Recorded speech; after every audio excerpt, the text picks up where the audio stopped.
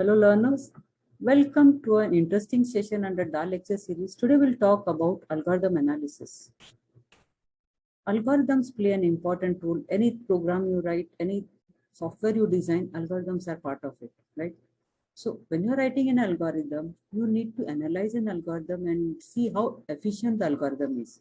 So there are many criteria and parameters what are used to analyze an algorithm. So in this session, we'll just look at how the algorithms are analyzed. Right, so let us start. Why we give so much of emphasis on algorithm analysis? Right, because to discover the characteristics in order to evaluate its suitability for various applications or compare it with other algorithms for the same application. Right? Maybe you design an algorithm and check whether it is suitable for number of applications. Otherwise, you just compare two algorithms for the same application to decide which is efficient.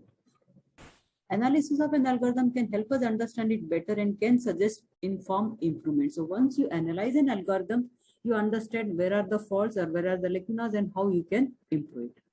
Algorithms tend to become shorter, simpler, and more elegant during the analysis process because lots of redundancy is removed when you analyze your algorithm.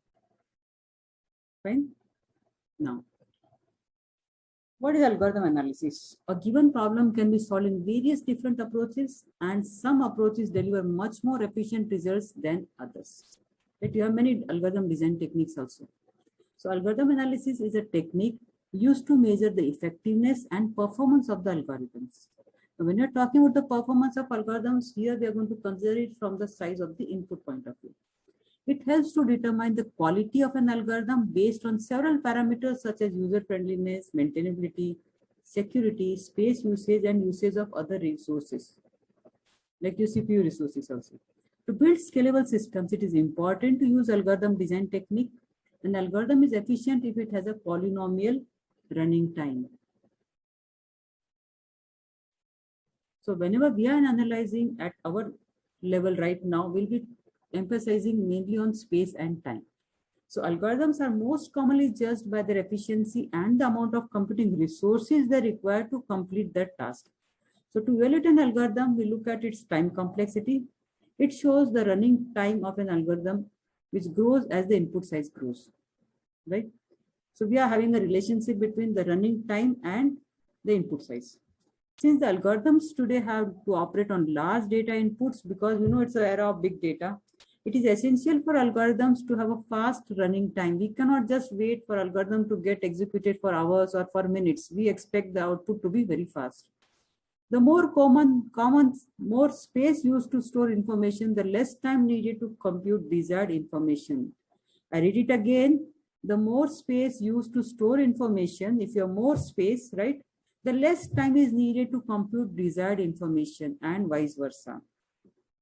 To make the statement more clear, a simple example is a table lookup for exponents. Suppose what you do is you calculate the exponents in advance and include that table in your program itself. Otherwise, so when you're executing it, it will directly look it in the table and you get the answer. Right? But other round way is what? You write a function to compute exponents iteratively. So every time you need an exponent, you will execute that function, it will compute and it will give you the result. So which is better? If I already calculate the exponents and store them in the table, it will save my execution time, but it will take more memory because I'm storing the whole table. But in case of function computing, it will take more time for execution because I have to calculate every time, right? So in this case, you have more memory requirement, space requirement, and here you have more time requirement. So if you take more space, time will be less. If you take more time, space will be less. Fine. That is vice versa. Now, what kinds of analysis we carry out? We carry out how much time an algorithm will take in worst case. That is the maximum time of an algorithm and any input of size n.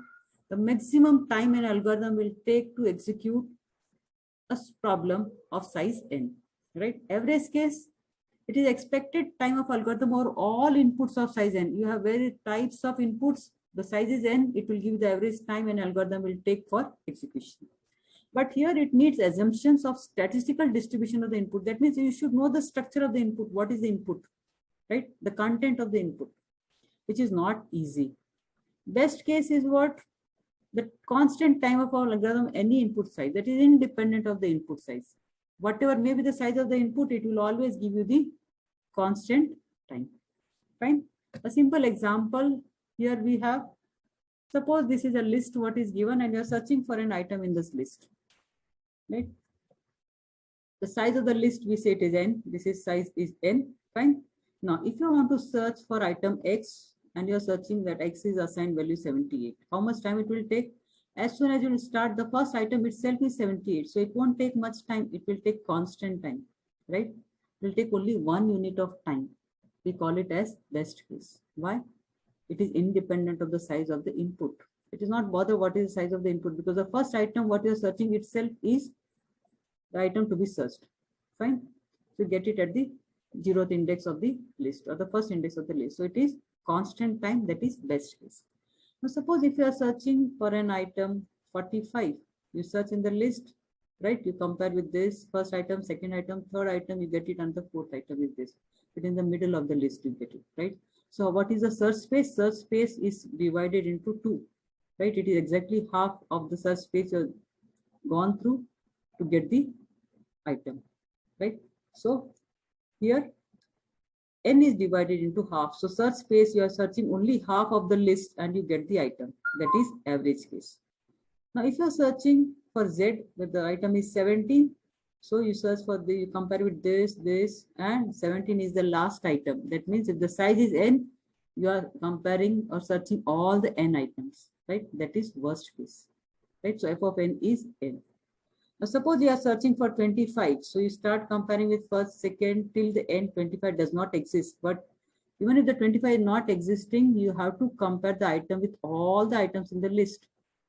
That is n times. So that is again f of n is n. That is again worst case, right?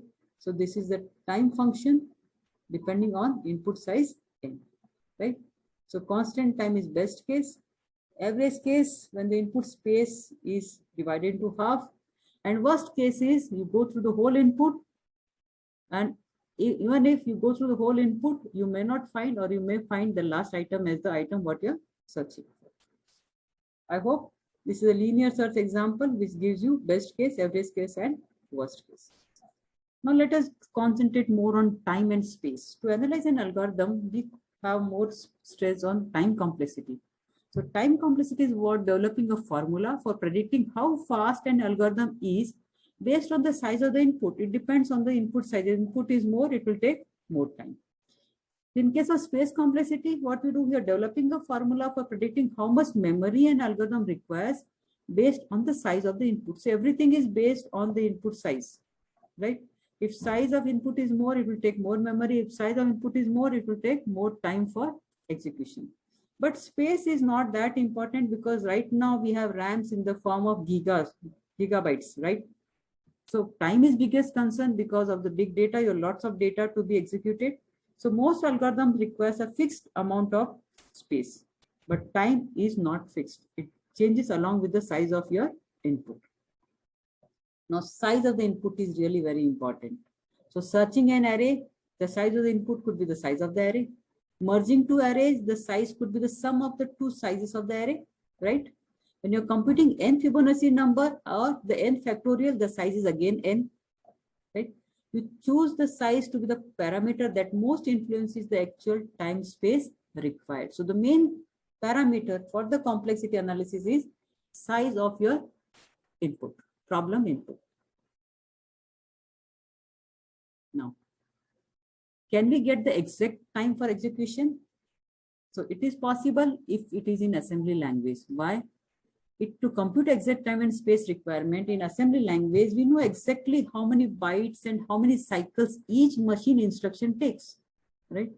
For a problem with a known sequence of steps like factorial and Fibonacci, we can determine how many instructions of each type are required, because we know if factorial of 3, how many steps it will take. If Fibonacci of 5, how many steps it will take. At that time, we can get the exact value of the number of instructions, the number of CPU cycles an algorithm will take for execution. However, often the exact sequence of steps cannot be known in advance. The steps required to sort an array, it is depend on the actual number in the array, which we do not know in advance, right? Because when you're sorting an array, it's not only the size n, but also the structure of the input, what it contains. That also decides how much time a sorting will take. That is where the worst case, best case comes into the picture. Now, in case of higher level languages, we do not know how long each operation will take. Which is faster, x less than equal to 10 you write, or x less than equal to 9 you write. Both are doing the same job. But which is faster, which you should execute? We don't know exactly what the compiler does with this. The compiler probably optimizes the test anyway, replacing the slower version with the faster one, because we have now smart compilers. So in the higher level languages, we cannot do an exact analysis. We cannot say, okay, it will take this much of time, right? So here what we do in case of higher level languages, we count the key operations, right? We count the number of key operations. So key operations depends on the particular problem. If searching, it might be comparing two values. If sorting an array, it might be comparing two values, then swapping the constants of two array locations, contents of two array locations, and both of the above. Or it may be how many times the innermost loop is executed. So we'll just see the examples of the key operations and how we count them. So running time of a function, the time on RAM actually. So each key operation takes, we assume, takes 1 unit of time, and loop counts as often as they run. Memory access is free, right? So what we are doing, we are considering this to calculate the time algorithm takes on RAM when it is ready for execution. Right? Now, in computer science, the time complexity is the computational complexity that describes the amount of time it takes to run an algorithm. So time complexity is commonly estimated by counting the number of key operations performed by the algorithm, supposing that each key operation takes a fixed amount of time to perform. Right? This is what I have taken from Wikipedia. Now, let us say an execution time in case of higher level languages, and we'll be counting the key operations now. Here we have a code segment. It says s is equal to 5.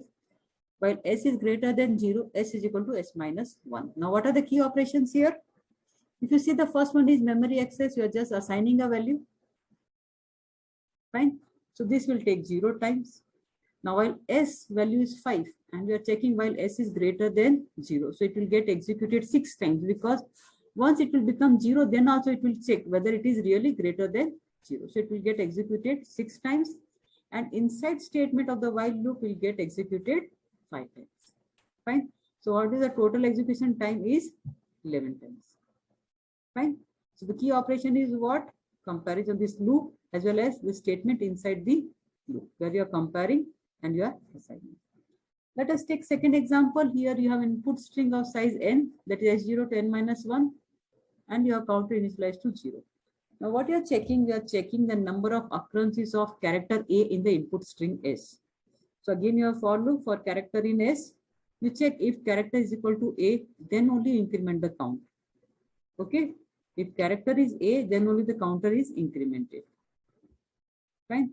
So count is equal to 0 is just a memory assignment. So you just say 0 times it will take. How much times this will take? This will take n or n plus 1 times, right? Every time when it is comparing it. Fine. N is the size of your input. Now, if character is equal to A, will also get executed n times, because for each character you will check. For each character input string, you will check if A character is equal to A. If it is equal to A, then only counter will get executed. So counter will get executed 8 times, right? If it is A, then only this statement will get executed. Otherwise, this statement will not get executed. So count is equal to count plus 1 is executed 8 times. So how do you write the time input function here? It is 2n, n is come 2 times for here and here, right? Plus A and plus 1 for the constant. Is it fine? How to find key operations? Let us take another example. Now here you have algorithm to count number of times substring AB occurs in a string, right? Again, you have the string of size n, right? Your counter initialized to 0. Again, for I in range n minus 1, if s of I is equal to A, if it is A, then you check whether next statement is B. Next character is B. If it is B, then only increment the count. Fine. Now suppose this is the input, right? The input is given AB. So when you give AB, every time the counter will get executed. All the statements of the program will get executed. But if you give only A as an input, only this statement will get executed. This will, we'll just check. If it is A, then only this statement will get executed. Like this statement will never get executed. But if you give AC, right, then also this statement will not get executed. And if you give only B, then this statement will not get executed because it will check if it is A. If it is not A, it will not execute this, right? So first 4 lines of the algorithms are independent of the input, right? It doesn't matter what input contains. We are talking about the structure of the input, remember, not the size, right? So the first 4 lines will get executed whatever input has, whatever is the content of the input. So irrespective of the input structure, these 4 lines will always get executed. Here it doesn't really matter how long the strings are, but the structure of the input matters, right? It decides how many statements will get executed. Line 5 will get executed only if we find A, right? This will get executed only if we find A in our input. And line 6 will get executed only if we find A is followed by B. So in worst case, input line 5 and 6 will be executed. That is the example of AB, right? And the best case scenario, they'll never get executed. That is if you have the input as D. Fine. Now, can we have a constant time for execution? So constant time means there is some constant K such that this operation always takes K nanoseconds. It may be picoseconds, but right now we are talking about nanoseconds. So programming statement takes constant time if it does not include a loop, because loop is always depends on the size input n. It does not include calling a method whose time is unknown or is not a constant in case of recursive algorithms, right? If statement involves a choice, that is if or switch statement among operations, you always have a constant time. So we'll just see an example. So constant time complexity, when you say big of 1, an algorithm is said to have a constant time when it is not dependent on the input data size n, right? It is not dependent on the size of the input. No matter the size of the input data, the running time will always be same. A simple example here for this statement, code statement, if A is greater than B, return true, else return false. We are not bothered about the size of the input, right? We are not even bothered what A contains, what B contains, what is the value of A or what is the value of B. We know if this is true, this will get executed, otherwise this will get executed. So the execution time of this statement is always constant. Similarly, if you are given a list of integers 2, 4, 5, right? Now you write a function which will return the first item from the list, right? It will return data 0 index, that is the first item, and it will print whatever is written. So here if you look at it, the first item is 2, it will return 2. Now do you think it is dependent on the input? No. It is independent of the input size. Why? Because it will always have the same running time, since what it is doing, it is just returning the first value. It is not going through the whole input. Whatever may be the input, whatever may be the size of the input, it will just return the first value from the list. So this statement or this section of the code will also get executed in constant time. Next, what we have is a linear time.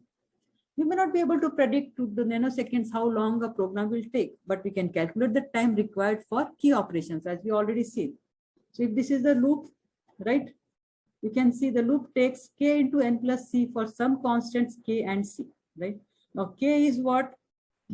How much time it takes to go through the loop once, right? N may be the number of times through what the loop goes through, that is your input size, what you can say the size of the problem, and c is the time it takes to initialize the loop, right? It takes the time to initialize the loop. So the total time taken will be k into n plus c, right? Which is linear. Why? Linear in n depends only on the size of your input, right? The time taken is dependent on the size of your input because k is constant and c is also constant.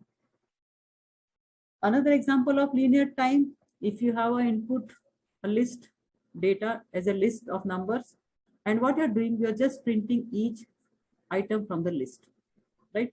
So what it will take, it will print each item. If the size is n, it will print n times, right? So it depends on the size of your input. So algorithm is said to have a linear time complexity when the running time increases at most linearly with the size of the input data. This is the best possible time complexity when the algorithm must examine all the values in the input data, right? It has to go through each and every item in the list and then print it. Next, what you have is the logarithmic time, right? So here again, you have the same example. You have the list data. Now for I in range 0 to length to size of the data, you have step 2 here and you print data. Step 2 means it will skip 1, 1 and 2 print. It will print 2, it will print 6 and then to print 10. So what we have done, the input size is reduced to half. Every time the input size is reduced to half, the size is n, you are printing only n by 2 items, right? The print will print only n by 2 items. So what you have done, you reduce the input space into half. So an algorithm is said to have a logarithmic time complexity when it reduces the size of the input data in each step. So each step we are dividing, reducing it into half. So this is logarithmic time. Then you have log linear time, that is n log n. So an algorithm is said to have a log linear time complexity when each operation in the input data have a logarithmic time complexity. It is commonly seen in sorting algorithms. You see the time complexity of flip sort, merge sort, quick sort is n log n, right? So certain divide and conquer algorithms based on optimizing O(n) square algorithms gives you log linear time complexity. I'll not talk in detail. You can go through the algorithms of merge sort and quick sort. I already uploaded videos related to merge sort and quick sort, so you can understand how n log n complexity is obtained for these sorting algorithms instead of O(n) square. Then you have quadratic time complexity, that is big O of n square. So again, here you have data. Now for x in data and for y in data, you print x comma y. So what you observe here is whenever you have two nested for loops, the complexity is always quadratic, that is n square. If these two loops are not nested, then it will be 2n. If they're independent, but when they are nested, again, suppose you have one more for loop which is nested, then it will be O(n) cube, right? So an algorithm is set to a quadratic time complexity when it needs to perform a linear time operation for each value in the input data. So each value will have linear time operation. Each value will get executed, right? So these are supposed to be the less efficient algorithms if their big of n log n counterparts are present. Okay. Next, what you have is exponential time complexity. Usually in case of recursive calculation of Fibonacci numbers. Right, here you have, you define a function Fibonacci, you check if n is less than or equal to 1, you simply return n. Otherwise, what you return Fibonacci of n minus 1 plus Fibonacci of n minus 2. So you have a single function is calling the same function twice, right? So an algorithm is said to have an exponential time complexity when the growth doubles with each addition to the input data set. This kind of time complexity usually, so it is called brute force algorithm. You'll see the example in the next slide. You can see when you're creating a Fibonacci series of n is equal to 6, you can see the recursion tree. You start from here, it creates two subcalls, right? This again will create two subcalls, this again will create two subcalls. So at each step, you can see it is increasing, the number of calls are increasing exponentially. Thus, it makes the complexity also of this recursive call as an exponential complexity. Fine, you can just say, look at the tree now. At each level, it is doubling. Fine, from here it doubled, again here, and again here. Next, again we have a factorial complexity, right? Big O of n factorial. So an algorithm is set to a factorial time complexity when it grows in a factorial way based on the size of the input data. A simple example, you can just see how it is growing. Fine, take factorial of 2, 3, 4, 7 and see the factorial of 8. Fine. Now, how do you say this time complexity is good, right? And which is bad? Like what algorithms should have a complexity? So here, if you have a constant complexity, then it is best, right? Because it's independent of your input size. Then next good one is log n. So first what it will do, it will divide your input size into half. So the search space is reduced to 50%. So the complexity is log n. Otherwise, the next what you have is the linear time. It is equal to size of your input. Whatever is the size of input, that much time it will take. Then you have n log n, that is log linear time. Then you have quadratic time, and then you have cubic time, right? And you have exponential time. So arrow says as you go up, the complexities are good. As you come down, the complexity becomes bad, right? You should not have these complexity algorithms, right? And we all know big O represents the worst case complexity. Now, what is better? Constant time complexity is better or linear time complexity is better? So to make the concept clear, let us look at an example. We have two algorithms to solve a task. Algorithm A takes 5,000 time units, right? And algorithm B takes 100 into n time units. Now n is the size of the input, fine? So here it is constant and here it is linear because it depends on the size of the input. Now which is better? How do we decide? Both are good in fact. It depends, like algorithm B is better if the problem size is smaller, that is if n is less than 50.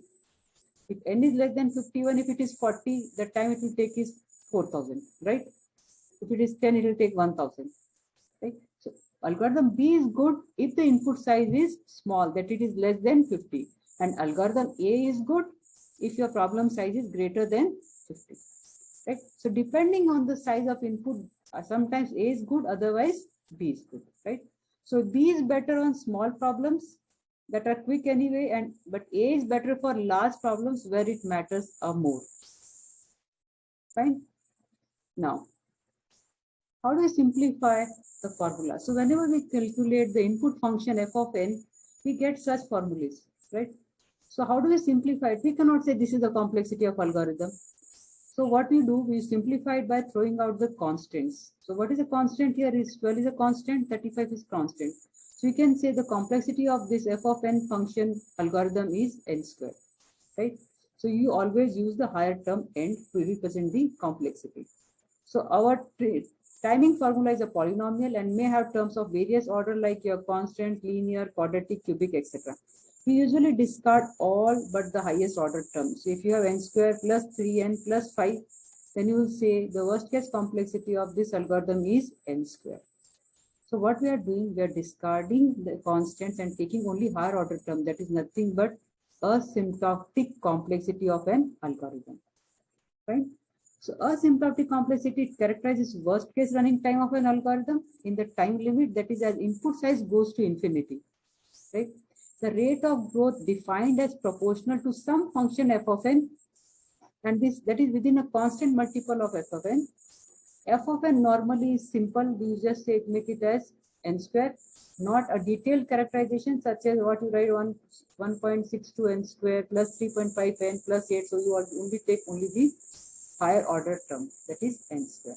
Now we have three types of asymptotic notations. You have big O, which will give you the upper bound. That is the worst case, that is the maximum time an algorithm will take for execution. Then you have big omega, that will give you the best case, that the minimum time an algorithm will take for execution. And then you have big theta, that will give you the tighter bound or the average time an algorithm will take for execution. So I already uploaded my video on asymptotic notations, so you can go through it for more details.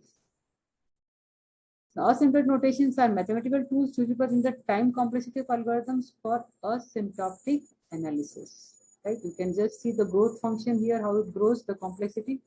Now, most commonly used asymptotic notations are big O, upper bound, big omega, lower bound, and big theta will give you the tighter bound, that is the average case. I hope the concept of algorithm analysis is clear. So here what we concentrate mostly on the time complexity of an algorithm, and we count the time in measures of key operations of the algorithm. Fine. And we have the sequence of complexities like you have linear complexity or constant complexity, right? You have log n complexity or linear log n complexity, your polynomial complexity, right? So the best complexity is always constant because it is not dependent on the input. And next better one is your linear complex or log n complexity. Fine. I hope the concepts are clear. Thank you. Stay hope, stay safe.